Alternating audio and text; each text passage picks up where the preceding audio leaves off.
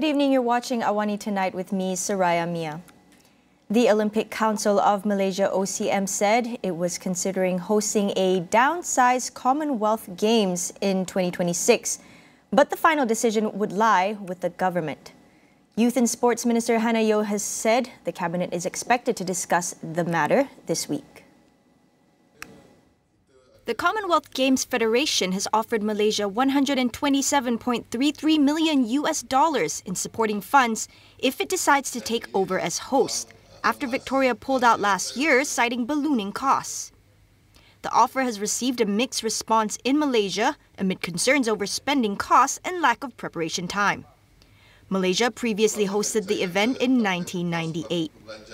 Secretary-General of the Olympic Council of Malaysia, Datuk Muhammad Nazifuddin Najib, had suggested several measures to reduce costs, such as using standard hotels and accommodation to house athletes and officials instead of building a dedicated games village. Malaysia, he said, could also redirect some of its budget for the Southeast Asian Games, which it is hosting in 2027, towards the Commonwealth event. The Employees Provident Fund, EPF, has committed up to 250 million ringgit to fund mid to growth stage companies in the country through a partnership with venture capital firm Gobi Partners. The move, EPF says, will support the development of the local early stage funding ecosystem. Investments will focus on 6 strategic themes: healthcare with a focus on aging and the silver economy, agriculture and food science, financial services inclusivity, sustainability with a focus on energy transition, education and social infrastructure. EPF has stated that other themes may be added if they fit within its mandate. EPF is the largest investor in the domestic market with more than 702 billion ringgit in assets under management as of December 2023. Malaysia Airports Holdings Berhad MAHB will continue operating the 39 airports under its purview for the next 45 years. Transport Minister Anthony Loke says the operating and land agreements inked between MAHB and the government will last until 2069 after they have been approved in principle by the Cabinet in February this year. With the new agreement, Loke said the government will continue allowing MAHB to operate, manage, maintain and develop these airports until 2069. Loke said the plan would also allow MAHB to develop more efficient long-term development plans and offer the group flexibility to pursue strategic investments to further upgrade the airports. He said this would help solve one of the biggest problems faced in upgrading airports, which is the lack of development allocation from the government. Of the 39 airports managed by MAHB, 5 are international airports, 17 domestic airports and 17 short takeoff and landing airports, stall ports in Malaysia. In other news, the Ministry of Education says it will implement several initiatives to improve the curriculum and address learning loss. These include a literacy and numeracy identification program for first graders to identify those who have not yet mastered the basic skills of reading, writing and arithmetic, known as the 3M skills. Once identified, students will be temporarily removed from their classes and placed under the program for 3 months to achieve proficiency. The ministry will also begin restructuring the content of the science and mathematics subjects covering years 1 to 3, with Bahasa Malaysia and English to be reviewed next. Primary school teachers will be given training for the new curriculum, which will be implemented in 2027. Meanwhile, the mastery level system for the academic session final tests will be changed to a percentage and grade structure. Classroom assessment reporting will also be simplified and made available to parents online through the integrated assessment management system. Meanwhile, the Dewan Rakyat has passed the proposed amendments to the Universities and University Colleges Act AUKU 1971 with a majority voice vote. The amendments are aimed at giving students greater autonomy in managing their association's activities and finances. Higher Education Minister Datuk Seri Dr. Zamri Abdul Kadir said these amendments were not unilaterally made by the government, as engagement sessions had been held with student groups since 2021. The amendments include Section 15A, which would allow student representative councils and bodies to raise funds and receive contributions in any matter subject to a written law. Amendment to Section 16B would see the transfer of authority of the Vice-Chancellor to the Student Disciplinary Committee established by the board to handle disciplinary cases. The new amendments would be implemented in phases. Zambri said the act had been amended 7 times since its enactment, making it one of the most comprehensive pieces of legislation in Malaysia's history. AWKU was last amended in 2018 to remove Section 15(2)(c), which prohibited students from participating in activities organized by political parties within university and college premises. Sabah reported the highest number of tuberculosis or TB cases in 2023, totaling 5,814 based on the Health Ministry's data. This is followed by Selangor with 5,631 cases and Sarawak with 3,177 cases. According to Deputy Health Minister Datuk Lukanisman Awangsauni, 84.7% of total infections were among citizens, while 15.3% were among non-citizens. He said until 2023, a total of 62 units of rapid molecular tests have been deployed nationwide to facilitate early detection of TB and drug-resistant TB cases. The ministry is also in the process of procuring an ultra-portable X-ray machine to aid in detecting TB in remote areas or outside health facilities, particularly in regions with limited access. We'll go for a quick break. Don't go anywhere.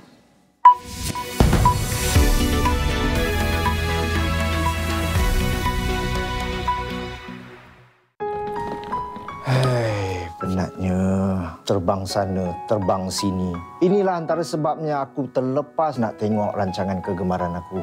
Tapi apa dah hal? Dengan adanya Astro Go, balik je daripada kerja, aku boleh stream bila-bila masa di mana jua. Encik Tarmim! Encik Tarmim! Aduh, dia ni memekak ajalah. Stream tempat lain lah. Aman sikit. Encik Tarmim, sekejap! Muat turun aplikasi Astro Go sekarang. Percuma untuk pelanggan Astro.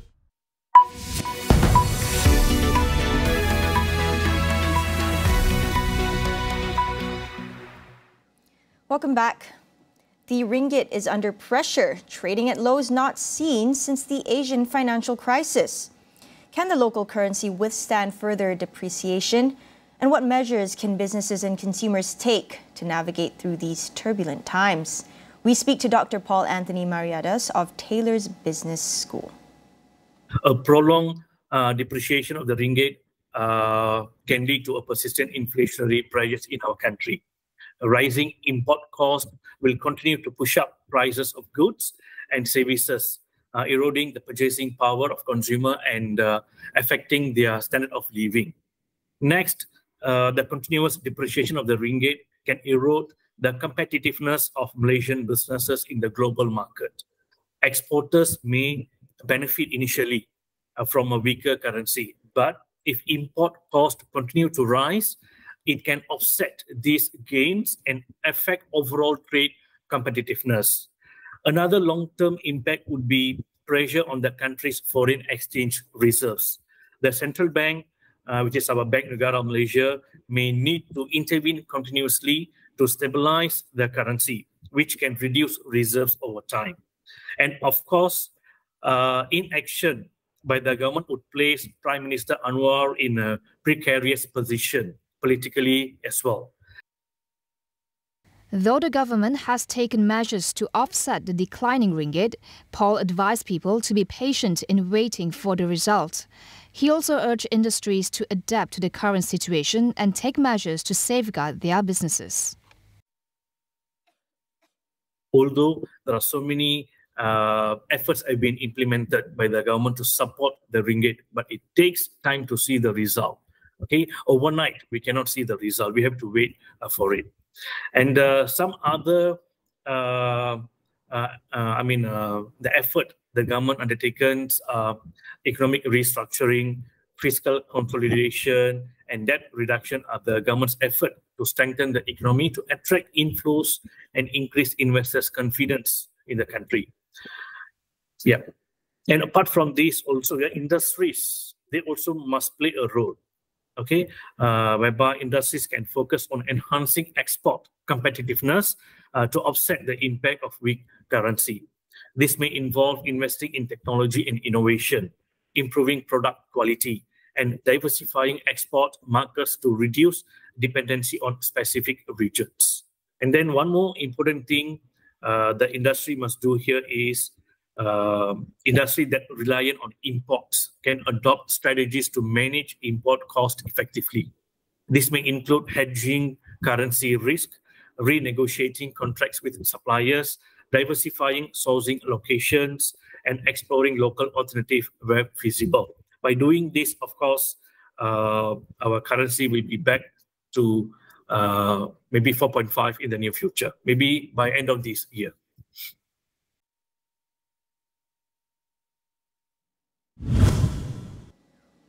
On to international news. Israel says it is sending a high-level delegation headed by its Mossad chief to Qatar today for mediated talks with Hamas, designed to secure a 6-week Gaza truce under which Hamas would free 40 hostages.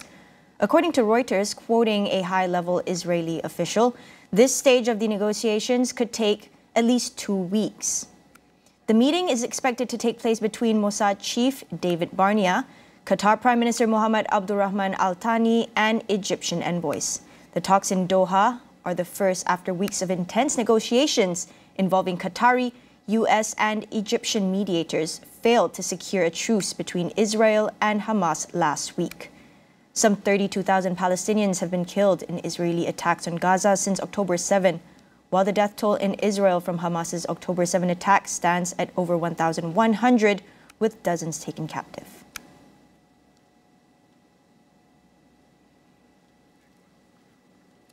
Anti-poverty charity Oxfam said Israel has been intentionally preventing the delivery of aid into the Gaza Strip, violating international humanitarian law. Oxfam, in a report, revealed that Israel continued to systematically and deliberately block and undermine any meaningful international humanitarian response in Palestine. The NGO also said Israel was defying an order by the International Court of Justice in January to boost aid in Gaza and was failing its legal responsibility to protect people in land it occupies. According to Oxfam, unjustifiably inefficient inspection rules by Israel had caused aid trucks trying to get into Gaza to be stuck in queues for 20 days on average. 2,874 trucks entered Gaza in February, which represented 20% of the daily average before October 7, 2023. Oxfam added that some 1.7 million Palestinians, or 75% of Gaza's population, are at risk of famine. Meanwhile, Israeli forces said it had captured 80 people following its raid on Gaza's Al-Shifa hospital in the early hours of Monday. Heavily armed Israeli troops, accompanied by drones and tanks, launched the offensive and began shooting inside the complex. This is Israel's 4th attack on the hospital, the largest in Gaza since October 7th. The attack came as Israeli Prime Minister Benjamin Netanyahu vowed to continue the military campaign in Gaza. He told a cabinet meeting that Israel would push into Rafah, the last relatively safe place in the tiny, crowded Gaza enclave, after more than 5 months of war, despite international pressure on Israel to avoid civilian casualties. In other news, President Vladimir Putin has won a record landslide in Russia's election, cementing his already tight grip on power with no credible opposition candidate allowed to stand. Putin won with 87.97% of the vote, according to the first official results showed on Sunday after polls closed.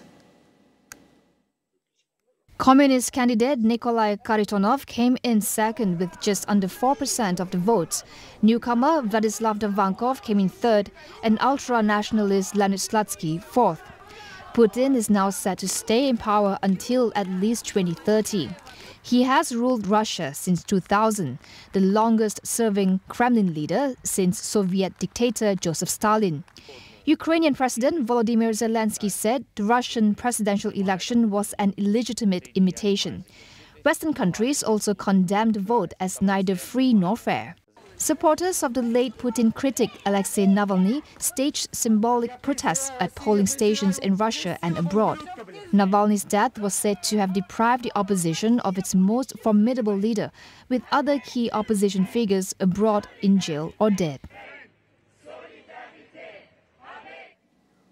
That wraps up AWANI tonight. Thank you for tuning in. I'm Saraya Mia, and good night.